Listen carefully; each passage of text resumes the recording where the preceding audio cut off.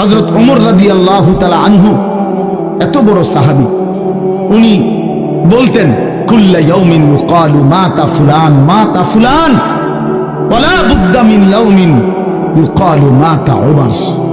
তিনি বলতেন, হায় শোনো, প্রতিদিন ঘোষণা হয় আজ অমুকের মৃত্যু হলো, অমুকের মৃত্যু হলো, অমুকের মৃত্যু হলো। অচিরেই একদিন ঘোষণা হবে আজ ওমরের মৃত্যু হলো, আজ ওমরের মৃত্যু হলো। উনি বলেন এই ঘোষণা শুনবে খুব দ্রুত একদিন।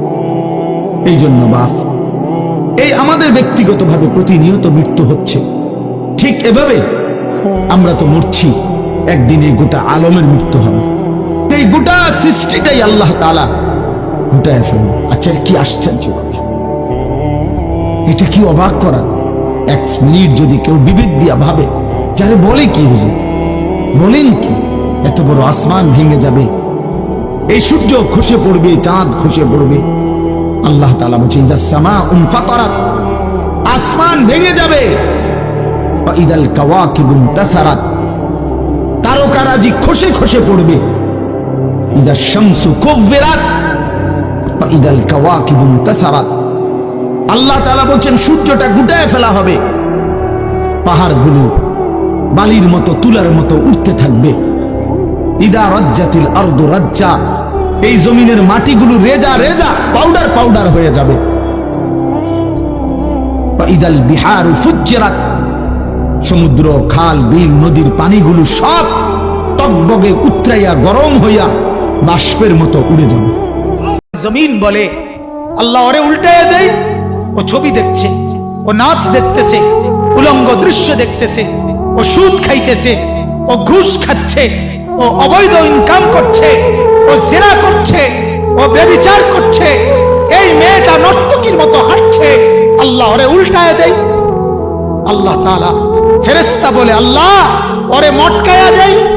তো আল্লাহ তাআলা বলে জমিন তুমি বানাইছো?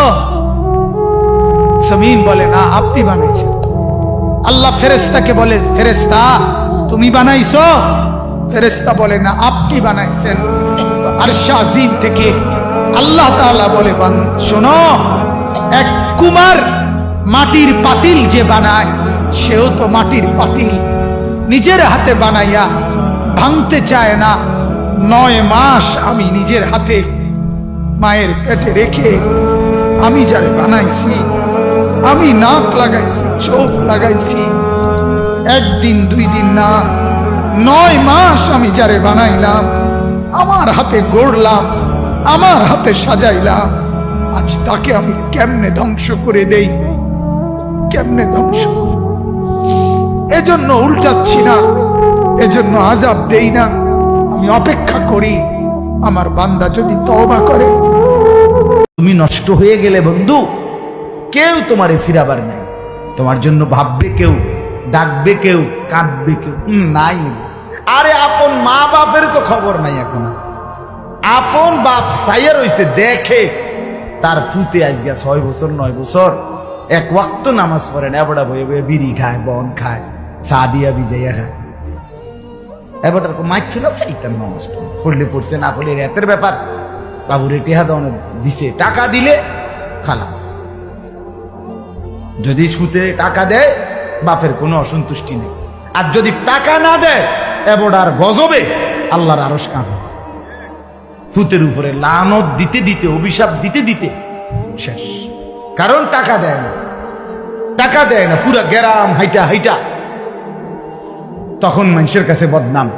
এই ফোলাগারে মানুষ করছি আমি, এই ফোলার লাগিয়া জীবন যৌবন শেষ করছি, 12 লাখ টাকা সুদে লইয়া তারে আমি নিজে বিদেশ পাঠাইছি।